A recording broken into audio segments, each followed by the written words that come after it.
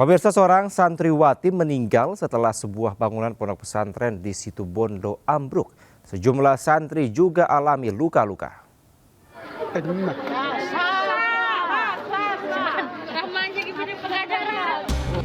Asrama putri di Pondok Pesantren Salafiyah Syafi'iyah Syekh Abdul Qadir Jailani di Desa Blimbing, Kecamatan Besuki, Kabupaten Situbondo, Jawa Timur ambruk. Akibatnya satu orang santriwati dinyatakan meninggal dunia dan belasan lainnya luka-luka. Keluarga telah memakamkan korban, sementara korban lainnya 6 orang dirawat di Puskesmas Besuki, 4 orang dirawat di RSUD Besuki, dan 1 orang dirawat di RSIA Jatimnet. Diketahui peristiwa terjadi saat para santri putri tengah beristirahat di dalam asrama. Hujan deras yang berlangsung cukup lama disertai hembusan angin kuat membuat sebagian struktur bangunan asrama mengalami kerusakan. Pihak kepolisian telah menggelar olah TKP guna mencari penyebab kejadian. Dari Situbondo, Jawa Timur, Rizky Amirul Ahmad, iNews melaporkan.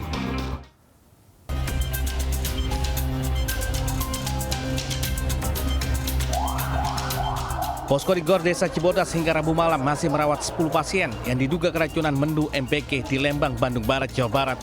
Sebelumnya, posko ini sempat merawat 201 orang, sebagian besar telah dinyatakan sembuh dan diperbolehkan pulang.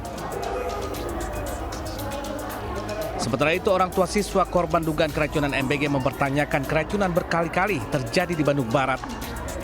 Orang tua meminta pemerintah menghentikan MBG dan mencari solusi yang lebih baik. Ya pasti trauma, pasti nggak boleh dimakan lagi lah. Nggak boleh makan lagi ya? Stop aja. Stop aja. Stop aja. Kenapa Bu di stop? Entah mau ganti snack, entah mau ganti snack atau ganti apa. Apalagi kalau SMK ya biaya sekolah tuh kan besar, bisa aja masukin aja dananya ke sekolah. Buat meringankan biaya-biaya di sekolah bisa. Sementara sejumlah tenaga kesehatan masih disiagakan untuk mengantisipasi jika ada pasien yang dibawa ke posko kesehatan. Dari Bandung Barat, Jawa Barat, Yuno, iNews melaporkan. Sebuah saluran limbah dari MBG Polres Grobogan, di mana yang terkesan tidak memperdulikan lingkungan.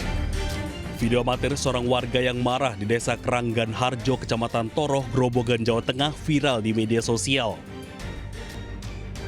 Dalam rekaman tersebut terlihat jelas air limbah mengalir dan dibuang di tanah milik desa yang ada di belakang dapur MBG Bayangkari. Warga mempertanyakan keberadaan fasilitas instalasi pengolahan air limbah yang dikelola oleh Polres Grobogan. Jadi limbah air, limbah apa saja yang dari dapur MBG Polres Grobogan ini kok dibuang di sembarang tempat. Artinya ini di lingkungan warga. Sementara itu, pihak pengelola dapur MBG, Dwi Sutrisno, mengakui adanya keteledoran tersebut. Ia juga berjanji akan memperbaikinya agar tidak mencemari lingkungan desa. Memang kemarin ada kendala sedikit, ada kotoran sedikit lah untuk yang terbuang ke keluar. Cuman nanti kita perbaiki, kita tutup semua air atau bekas cucian itu langsung masuk ke ipal. Warga berharap pihak pengelola segera memperbaiki sistem pembuangan limbah agar tidak mencemari lahan dan aliran sungai kecil di sekitar Dusun Sukoharjo. Dari Grobogan, Jawa Tengah, Rustaman Nusantara, iNews melaporkan.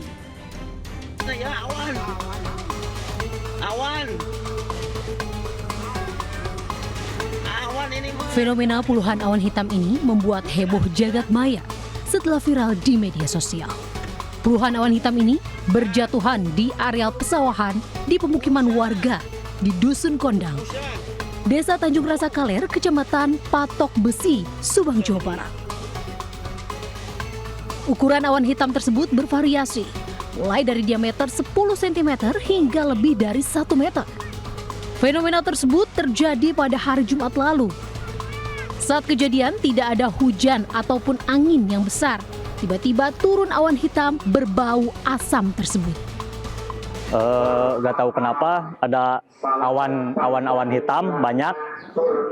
Ada yang turun di sini, ada yang di sawah, ada yang di sawah lagi. Banyak sih, Pak. Warga menduga awan hitam tersebut merupakan busa limbah pabrik yang ada di dekat pemukiman warga. Lantaran di lokasi tersebut terdapat 2 pabrik besar. Dari Subang, Jawa Barat, Yudi Heriawan Juanda melaporkan.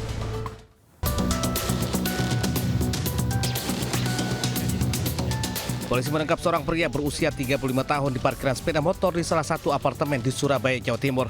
Duda satu anak ini sebelumnya membawa kabur sepeda motor milik mahasiswi berusia 21 tahun asal Mojokerto. Modusnya, pelaku berkenalan dengan korban di media sosial kemudian berpacaran. Pelaku membawa kabur sepeda motor korban saat keduanya menginap di hotel kawasan Jalan Prapen, Jemur Sari, Surabaya. Pelaku itu lari atau melarikan kendaraan maupun HP-nya. Korban sudah di-encet ataupun nomornya sudah terhapus. Korban sempat diajak kencan? Sempat diajak kencan. Bersama pelaku, polisi menyita sebuah telepon genggam hasil dari kejahatan sebagai barang bukti. Guna kepentingan penyidikan, pelaku kini mendekam di Mapolsek Tengkilis, Mejoyo, Surabaya. Dari Surabaya, Jawa Timur, Yuda Prawira Anyus melaporkan. Mana senjata? Ini senjatanya. Senjata ini. Pria ini tak berkutik saat disergap petugas Subdit Jatan Polda Metro Jaya di sebuah gang kawasan Kebonjeruk, Jakarta Barat. Pria, terduga pelaku penembakan itu, dibekuk saat tengah mengendarai sepeda motor. Polisi menggeledah terduga penembak seorang pengacara dan mendapati sepucuk senjata api. Penembakan terhadap seorang pengacara inisial WA saat bentrokan terjadi di sebuah lahan kosong di kawasan Karet Tengsin, Tanah Abang, Jakarta Pusat, Selasa pagi. Dalam bentrokan tersebut, korban seketika tumbang saat sebutir peluru bersarang di punggungnya. Korban sempat dibawa ke RSUD Tanah Abang untuk mendapatkan pertolongan medis, namun akhirnya dirujuk ke Rumah Sakit Polri Kramat Jati untuk menjalani operasi. Dari lokasi bentrokan, polisi mengamankan 33 orang beserta belasan senjata tajam, senapan angin, dan alat pemukul. Dua kelompok yang bertikai diketahui merupakan orang sewaan terkait sengketa lahan seluas 7.000 meter persegi. Kasus bentrokan yang berujung penembakan itu kini ditangani Polres Metro Jakarta Pusat. Di Jakarta Pusat, Rani Sanjaya melaporkan. Pemirsa, komplotan pencurian motor yang kerap beraksi di wilayah Kelapa Gading, Jakarta Utara diringkus polisi. Ironisnya, salah satu dari ketiga pelaku ternyata masih remaja.